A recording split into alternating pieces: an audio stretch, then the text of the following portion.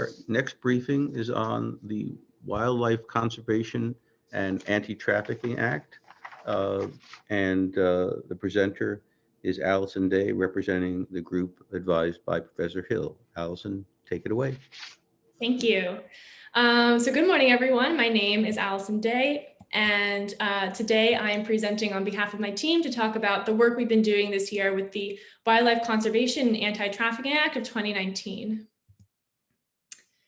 Wildlife trafficking, to start, is the illegal gathering, transportation, and distribution of animals and their parts, such as their horns, skin, and bones. It has local and regional markets where the poaching happens, as well as international markets where the products are distributed. The industry developed due to a demand for wildlife products for things like trophy hunting, medicine, and jewelry, among other reasons. Scientists believe that poaching is currently leading or contributing to the 6th mass extinction of animals on Earth that we're currently experiencing. And the animals below here, the pangolins, tigers, and elephants, are prime examples of animals that are facing extinction because of illegal wildlife trafficking. So pangolins are captured and boiled alive for their meat and scales. Tigers are hunted for their pelts, bones, and claws, which can be used in traditional medicine, or they're captured and sold as pets. And elephants are killed for their tusks, which can be trophies or used in ivory carvings. So these are some of the more charismatic animals that are threatened by wildlife trafficking, but the problem also extends to birds, fish, plants, and insects as well. So when people think of wildlife trafficking, they usually think of the impacts that it has on animal populations, but there are also a lot of impacts for humans as well. The illegal wildlife trade is almost the same scope and scale as the international illegal drug trade. However, it's difficult to estimate the exact size of the industry because of its illegal nature, but it is estimated that the illegal wildlife trafficking industry is as large as $23 billion each year and growing. Additionally, ecosystems don't function as well when animals are taken out of them, and humans aren't able to benefit from the services that these ecosystems would provide if they were functioning healthy. So an example of that is if elephants were to go extinct, there would be a huge loss of money from tourism and from the non-economic value that elephants can contribute to their ecosystem.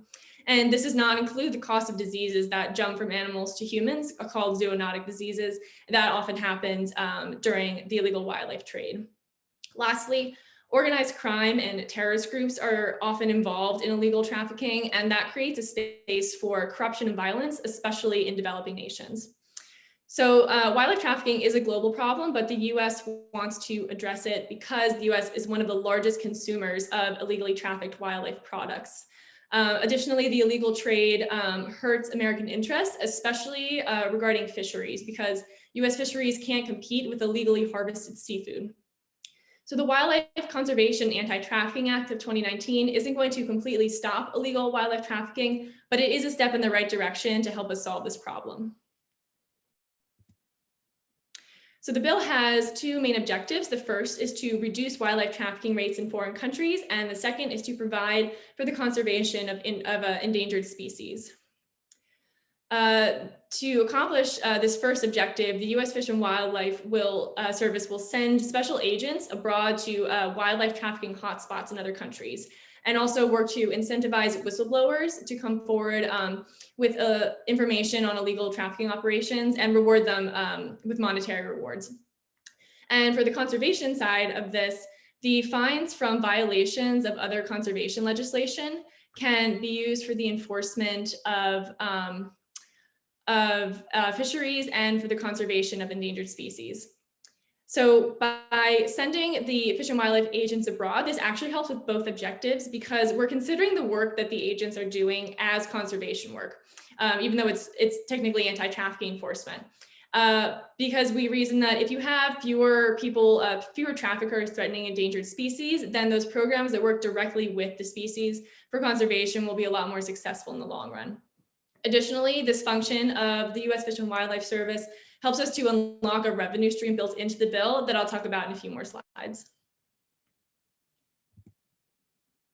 So while abroad, the Fish and Wildlife Special Agents will be responsible for reducing demand in their host countries and assisting in investigations into wildlife trafficking cases.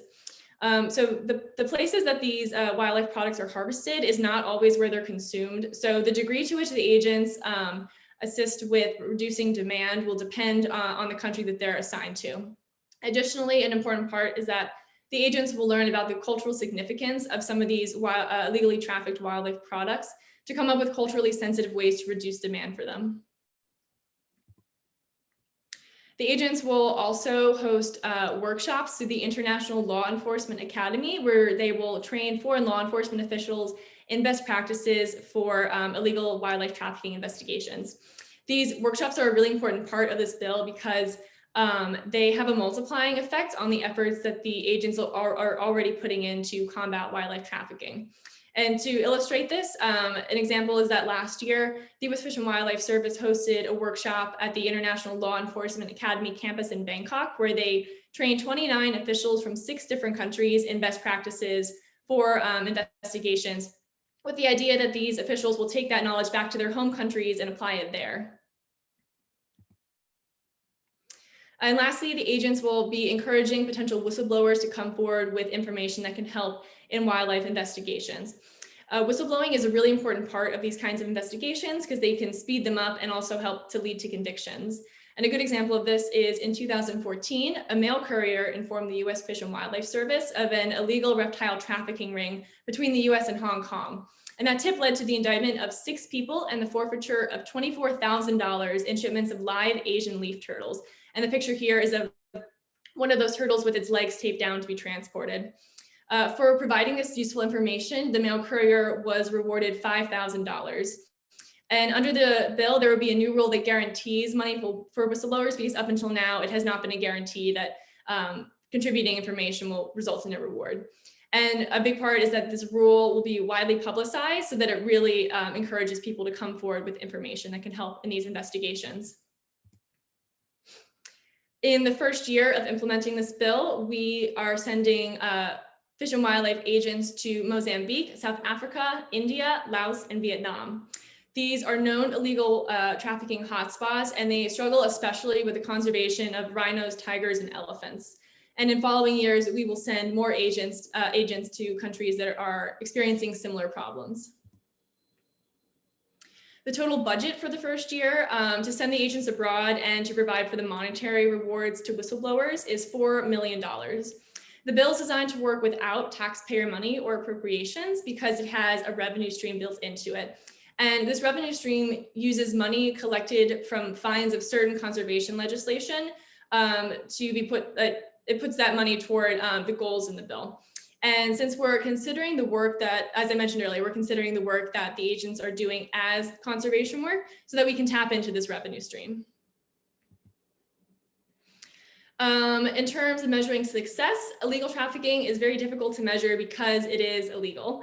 But there are a few methods for collecting data that we can use sort of as proxies to determine if the actions in the bill are having the desired impact.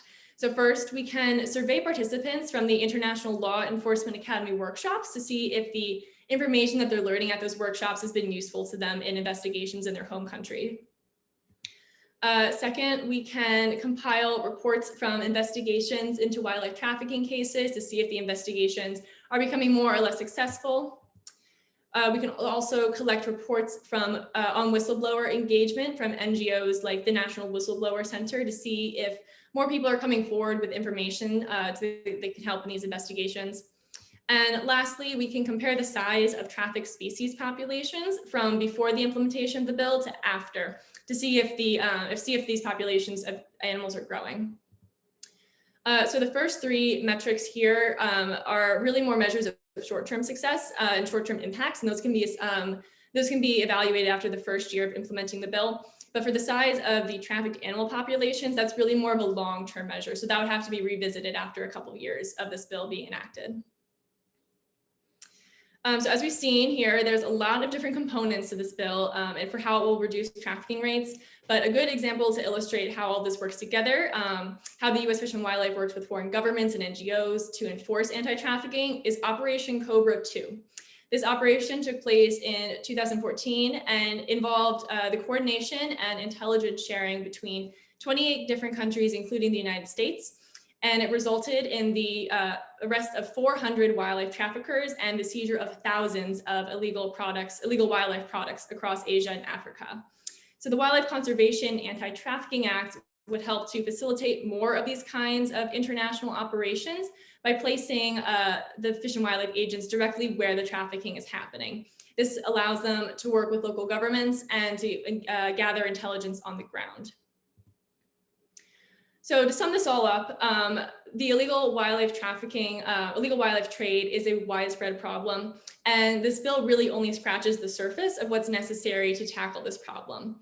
But the ability to work cooperatively with other governments and to engage communities through working with whistleblowers will allow the United States through the U.S. Fish and Wildlife Service to devote the time and resources needed to take a step in the direction to save these beloved species. And with that, I'd like to thank you all for listening and thank my team and our advisor, Professor Hill, for their valuable feedback in making this presentation. Thank you. And I'm happy to take questions. Thank you, Allison. Excellent presentation. Stephanie, do we have any questioners questioning? Yes, we have a question from Louisa. Okay. Let me unmute you. All right. Hi, Allison. Great presentation. Loved it. I just have a quick question about why you decided to choose these first year focus countries that you did. I think you mentioned Mozambique.